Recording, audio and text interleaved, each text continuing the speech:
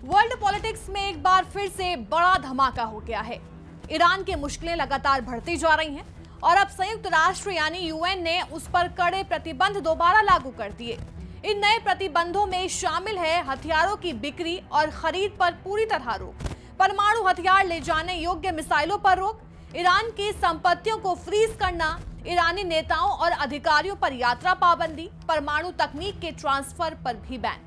Iran की अर्थव्यवस्था पहले ही तेल की गिरती कीमतों और पश्चिमी दबाव से चरमराई हुई है और अब ये नए प्रतिबंध उसकी स्थिति को और भी ज्यादा बिगाड़ने वाले हैं।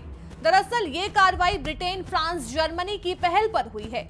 इन देशों का आरोप है कि ईरान ने 2015 के परमाणु समझौते यानी कि JCPOA joint comprehensive plan of action का उल्लंघन किया है। इस डील में एक खास प्रावधान था जिसे कहते हैं स्टैंड बैक मैकेनिज्म। इसके तहत अगर कोई भी देश ये साबित कर देता है कि ईरान समझौते का पालन नहीं कर रहा तो बिना सुरक्षा परिषद की मंजूरी के सिर्फ 30 दिन में ही पुराने सारे प्रतिबंध वापस लागू किए जा सकते हैं और अब यही हुआ है। ईरान के राष्ट्रपति मसूद ने हाल ही में न्यूयॉर्क में संयुक्त राष्ट्र महासभा को संबोधित करते हुए साफ कहा था, ईरान का परमाणु हथियार बनाने का कोई इरादा नहीं है। हमने कभी परमाणु बम बनाने की कोशिश नहीं की और ना ही कभी करेंगे। हमें परमाणु हथियार नहीं चाहिए। लेकिन उनके इस बयान के बावजूद यूरोपीय देशों ने ईरान पर भरोसा नहीं जताया और कड़े कदम उठा डाले।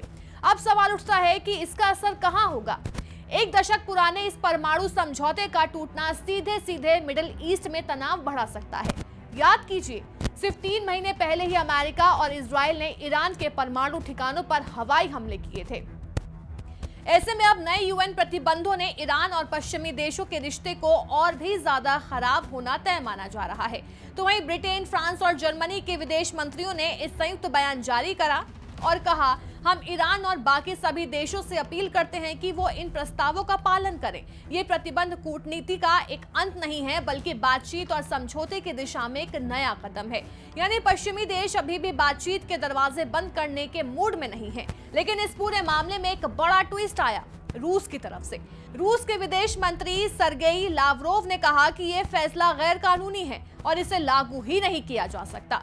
लावरोव ने तो यहां तक कि कह दिया कि उन्होंने यूएन महासचिव एंटोनियो गुटेरेस को लेटर लिखकर चेतावनी भी दी है कि अगर आप इसे स्टैंड बैक प्रतिबंध को मान्यता देते हैं तो ये बहुत बड़ी गलती होगी।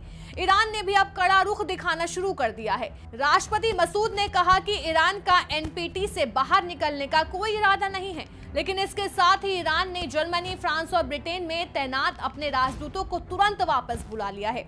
ईरान का कहना है कि यूरोपीय देशों का ये कदम गैर जिम्मेदाराना है और इससे क्षेत्र में अस्थिरता और ज्यादा बढ़ेगी। साफ है कि ईरान पर यूएन के ये नए प्रतिबंध सिर्फ उसकी अर्थव्यवस्था को ही चोट नहीं पहुंचाएंगे बल्कि पूरे मिडिल ईस्ट को फिर से एक बार संघर्ष और अस्थिरता की तरफ धकेल सकते हैं।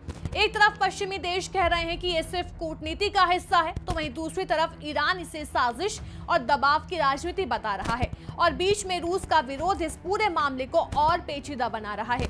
लेकिन अब सवाल ये है कि क्या ये प्रतिबंध ईरान को परमाणु समझौते की राह पर वापस ला पाएंगे, मिडिल ईस्ट में एक नई जंग की शुरुआत करेंगे।